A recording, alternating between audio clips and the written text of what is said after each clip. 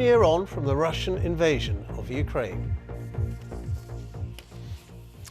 And that is all from the BBC News at 1, so it's goodbye from me, and on BBC One now, we'll join the BBC's news teams where you are. Have a very good afternoon. Hello, I'm Jennifer Jones with the headlines in Wales. The biggest walkout of ambulance staff here, with more than half the workforce on strike over pay. And with strike action looming ahead of the England game, contracts for Welsh rugby players remain a sticking point.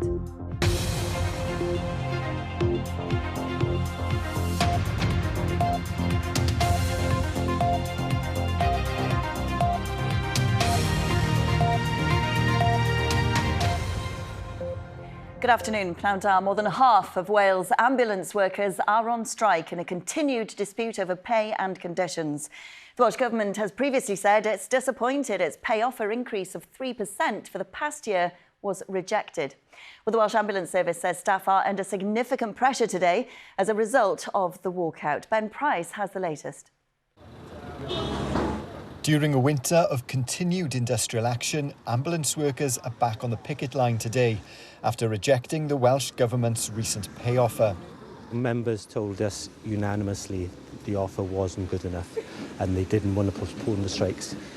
We had a really big turnout in a consultative ballot, and 92% of those members who did vote strongly rejected the offer from Welsh Government. At this ambulance depot in Swansea, staff say this isn't just a strike about pay, but their concerns over the huge pressure on the service, which they believe isn't sustainable. I dread coming into work. People are dying because we can't get ambulances to them, not on strike days, every day. I don't carry my radio with me if I'm sitting in the back looking after a patient, because I can't bear to hear the emergency calls, the begging calls from control, asking for a resource. And I know they're only asking because they're desperate. During this period of industrial action, members of both the Unite and GMB union have been on strike, but today is the first time for both unions to be on the picket line at the same time, and as a result of that, there's expected to be significant disruption to ambulance response times. Now, Unite are also going to be on strike again tomorrow and on Wednesday. In Colwyn Bay, members of both unions stand side by side. More than half of the 3,400 Welsh ambulance workforce are believed to be on strike. Whilst we've been planning to put mitigations in place, extra capacity where we can, there is no doubt that less serious patients will wait longer, and it is possible that we may ask some patients to make their own way to the emergency department. Whilst we will continue to respond to those immediately life-threatened cases, other patients may wait longer. The Welsh Government says it's pulled together all available funding to make the recent improved pay offer of 3%, in addition to the average of 4.5% that was paid to health workers last autumn. Public support clearly remains for ambulance workers, as the dispute is likely to continue. It's been confirmed the incident in which a farmer from Powys was killed on Friday involved a collapsed grain silo. Iwan Evans died from his injuries following the incident in Aber Hossan. His son, David Evans, was also seriously injured and is being treated at the Royal Stoke University Hospital. Dyfed Powys Police has confirmed they're not treating the death as suspicious. Critics have rejected the notion that parts of Roald Dahl's children's books need to be rewritten for a modern audience. It comes as the Roald Dahl Story Company and Puffin Books confirmed they'd changed or removed content deemed offensive, such as references to weight, gender and race. Dahl, who was born in Cardiff, died in 1990, but has regularly topped the list of the UK's favourite authors. Drivers who park on pavements could soon be fined £70 if they're blocking the path for other users. This can cause problems for people who use wheelchairs, people who are visually impaired, and people with prams and small children. Kat Watkins from Disability Wales uses an electric wheelchair. She says pavements blocked by cars leaves her feeling extremely frustrated. If it's a busy road, it's like, oh, great, I really am going to put my life at risk here. And judging whether you've got time to be able to get past that car and whether there's a drop curb at the other side, because half the time there isn't. And it's like, well, how am I meant to get safer now?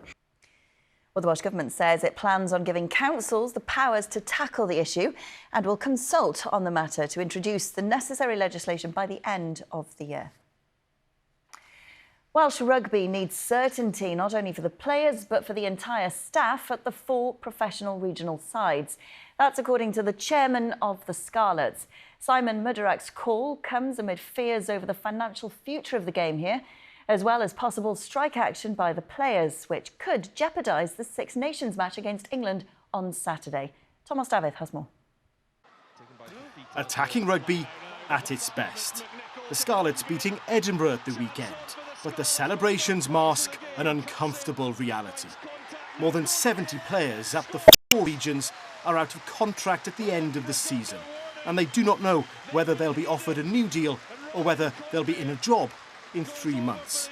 Issues are unresolved, with the deadline to avert strike action fast approaching. Our entire staff, rugby operations team, the coaches, and clearly, very importantly, the players, there are question marks, and I think it's all about certainty. I think with everything in life, people can deal with the majority of what's thrown at them if they know what it is.